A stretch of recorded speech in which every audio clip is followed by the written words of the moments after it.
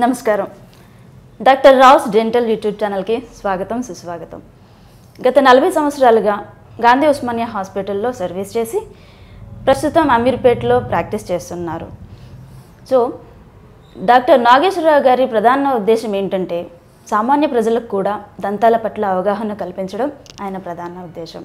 So ఈరోజు మరికొన్ని విశేషాలతో డాక్టర్ నాగేశ్వరరావు గారిని అడిగి తెలుసుకుందాం. నమస్కారం. నమస్తే అండి. చాలామంది మానసిక వ్యాధిగ్రస్తులు ఉంటారు. సో వాళ్ళకి ఈ నోటికి సంబంధించిన సమస్యలు ఏవి రాకుండా ఉండడం కోసం ఎలాంటి జాగ్రత్తలు తీసుకోవాలి, మా వ్యూస్కి కొంచెం తెలియజేయండి. ఈ మానసికంగా వ్యాధిగ్రస్తులైన చాలామంది కూడా నోటి వ్యాధులు రావటం అనేది సర్వసామాన్యం. ఎందుకంటే వాళ్ళకు నోటిని ఏ విధంగా శుభ్రం చేసుకోవాలో తెలియదు.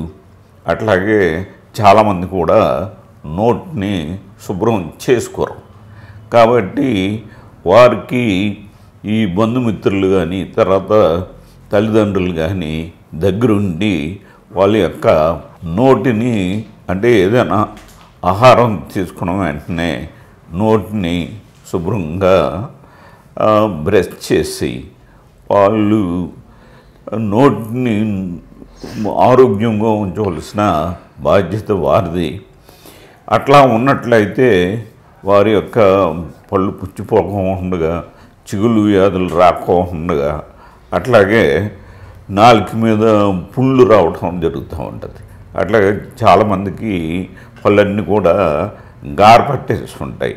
ఎందుకంటే వాళ్ళని పట్టించుకోరు. అంటే చాలామంది చూస్తూ ఉంటాం, ఈ మానసికంగా ఎవరైతే బాధపడుతూ ఉంటారో వాళ్ళని చాలామంది కూడా నెగ్లెక్ట్ చేస్తూ ఉంటారు.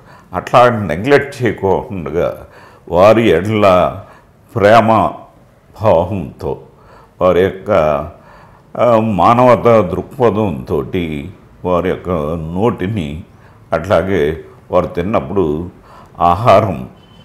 ఆహారాన్ని వీళ్ళు దగ్గరుండి తినిపించడం, తిన్న తర్వాత శుభ్రంగా నోటిని కడగడం, తర్వాత మొత్తం నోటి యొక్క ఆరోగ్యాన్ని కాపాడవలసిన బాధ్యత వారి మీద ఉంది.